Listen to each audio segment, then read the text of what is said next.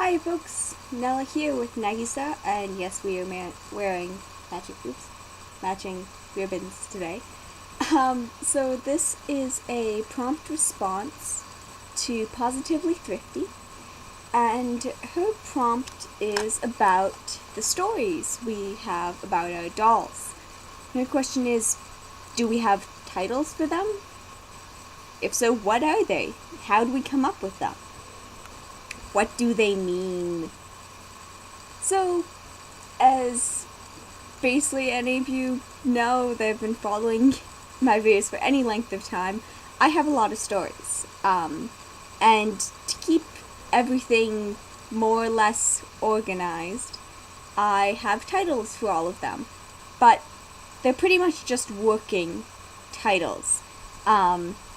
A lot of my characters make appearances in multiple stories, but there may only be the focus in one. So I can't just say, oh yeah, this is the story that has Lottie in it, because she's in a few different stories. I can't say, oh, this is the one that has Blair in it, because she's in every story practically. So I have working titles. And most of my working titles are very simple. I pick either the central conflict, or a really important character, or an important object, or an important place, and just name the story after that. Good example is the biggest story I have, the overarching story that everyone is involved with, and that's Tales from the Curiosity Shop.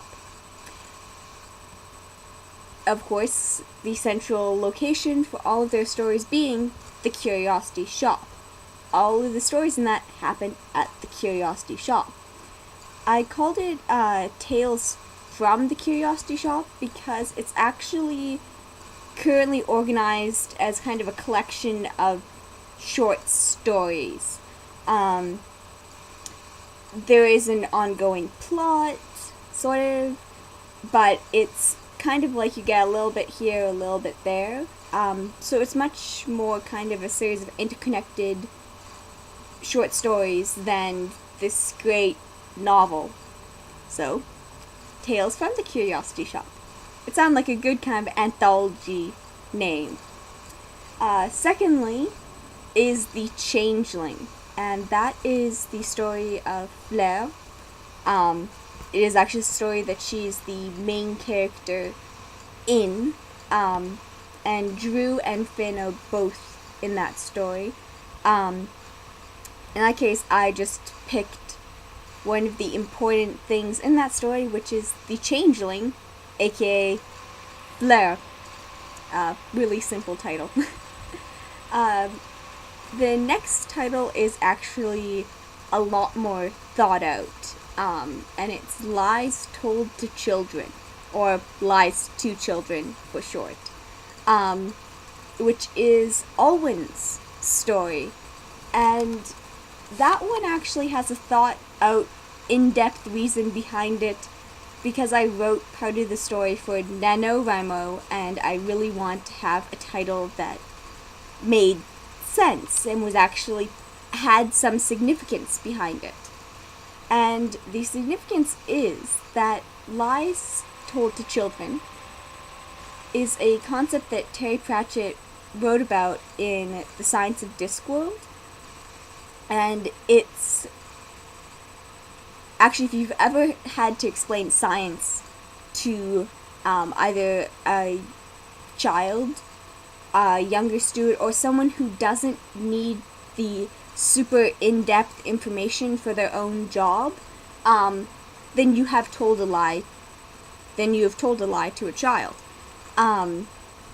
It's when you simplify a abstract, extremely complicated, nuanced process or model, but you simplify it not because you're trying to mislead a person, but because they do not require the full amount of information. A good example of this is the Bohr's diagram of the orbit of electrons around the nucleus. I think I got that right this time. I know all these terms in French, so it's kind of weird for me to switch to English when saying it. Okay, to around the nucleus. And when you learn it in junior high and high school, they go, okay, first there's there's multiple rings around each electron, of electrons around each nucleus. And the first ring, you have 2, and the second, and then the 2 rings after that, you have 8. And then, you have 8, and then you have 16, and then you have 32. Once you get to university, if you do chemistry, and it's touched upon other things, but I know it from chemistry, you're told, remember how you learned the Bohr's diagram? Yeah, the real world does not look like that. In actuality, there are clouds, and they move around in the clouds. We can't say for certain that this electron is in this ring because there are not rings. That is a gross simplification. But you only need to know that because you are going to be continuing in sciences and you need to use that information in your work. If you decided to become, say, an architect, you would not need to know that. You don't need to know that it's that much more complicated. And the reason why this explanation is really long, sorry. This is why I don't give significant titles to things. It's way too long to explain. The reason why Alwyn's story is called Lies to Children is because that is how she is taught magic. She is taught a very simplistic view that, though it is factually incorrect, is still correct enough for her uses. However, as she continues to learn, she discovers that in reality everything is far more complicated than she ever imagined, basically. Back to the really simple titles. Chaos versus Order is the story of Isaac and Noah. Really simple. Noah represents order. Isaac is a being of chaos. They live together, so it's chaos versus order. Another simple story, the title, that is, not the actual story. Another simple story title is The Mysterious City of Wei, which is actually Pak Sujin's, or Sujin Pak's story, but Li Shuang is in that. That doesn't have a big, significant reason behind it. It's just, it all takes place in the city of Wei, and Wei is a very mysterious city. So, the mysterious city of Wei, or the mystery of the city of Wei. I haven't decided which way it is yet. Which way it is. Oh my gosh, unintentional puns. The next one I'm going to do is actually the story that my 3 tinies are in. I'm not counting Isaac and tinies right now. So Lottie, Vivi, and Finn. Their story is mostly incorporated in the story Tales from the Curiosity Shop, but they also have kind of their own little side stories. I kind of imagine that if Tales from the Curiosity Shop was like an animated show, the adventures that the tiny trio go on, it would be kind of like the little the little segments in between, like the really dark stuff, like they're like, oh my gosh, are they going to be okay? Oh hey, look, there's a funny segment to like calm you down and let you breathe before we, pop you right back into this huge, dramatical little tale of life and death. The Tiny Trio segment would be called Let's Go Adventuring. And it is, like, right now when I've been writing it, it's very, very short, very episodic, no explanations for anything, really. And it's them just going on adventures. At times it's like silly stuff. It'll be like them going on an adventure to, like, go and buy groceries, or like going on an adventure, like, in the back, in like the one of the storage rooms, the curiosity shop. But the other thing is, and part of why I decided to call it Let's Go Adventuring, is it makes me think of, like, really corny kid shows. The type that always had, like, this tacked on moral at the end that didn't necessarily make any sense in the context of the episode. Well, their stories have that too, only their morals are their remember kids sort of moments make absolutely no sense. For instance, after the dragon poking incident, which I will link you to the video down below. So after the dragon poking incident, for instance, their Remember Kids segment, little moral at the end, well, they kind of each do their own, and Finn's is, if you're going to poke a sleeping dragon, make sure the stick is longer than your arm.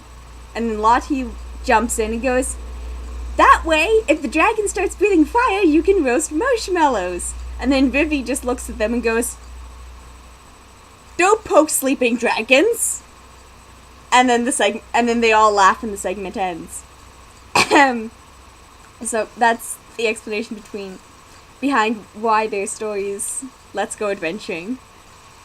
And lastly is the story that Nagisa is in, and that one is her and Mattia's story, which is my roommate, the Ice Sprite. She's the Ice Sprite, by the way, if the hair wasn't a hint.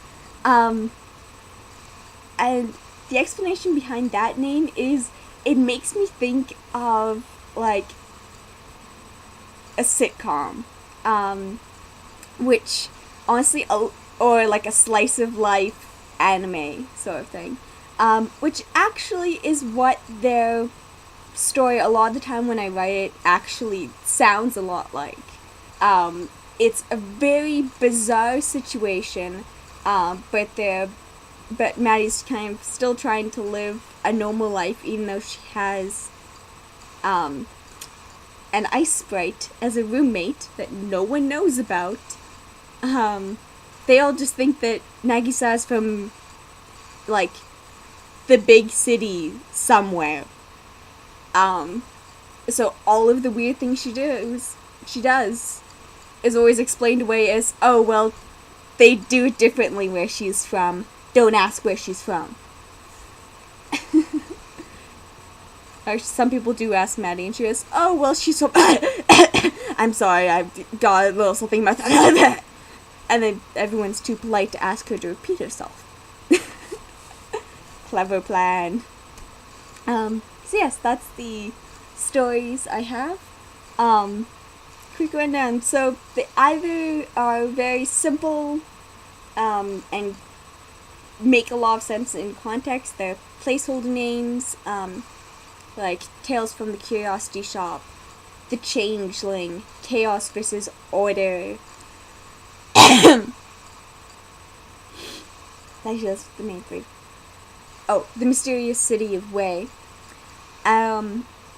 Or, in very rare cases, they actually have some sort of significance, such as Lies Told to Children. Or they make me think, they get me in the right mindset for writing the story, whether it's a slice of life, weird, wacky, hijink-filled sitcom. It isn't actually like that, but you get the idea. Such as My Roommate is an Ice Sprite. Or it's a children's cartoon, like Let's Go Adventuring. Okay, that's it. Bye everyone. I look forward to seeing everyone's responses. Bye-bye.